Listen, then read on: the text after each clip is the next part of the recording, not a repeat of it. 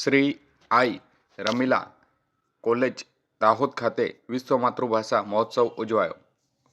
આ તારીખ 19/2/2026 ગુરુવારના રોજ સવારે 11 કલાક સુધીમાં ગુજરાત સાહિત્ય અકાદમી ગાંધીનગર અને શ્રી આઈ રમીલા આર્ટ્સ કોલેજ દાહોદના સંયુક્ત ઉપક્રમે વિશ્વ માતૃભાષા મહોત્સવ આયોજન કરાયું। દરેક પ્રવૃત્તિઓમાં અગ્રેસર અને વિદ્યાર્થીઓના હિત તેમજ વિકાસ માટે સતત કાર્યરત શ્રી આઈ રમીલા આર્ટ્સ કોલેજ દાહોદ ખાતે વિશ્વ માતૃભાષા મહોત્સવની ઉજવણી કરવામાં આવી હતી। તે દિવસે એક દિવસીય પરિસંવાદ કાર્યક્રમ યોજાયો હતો।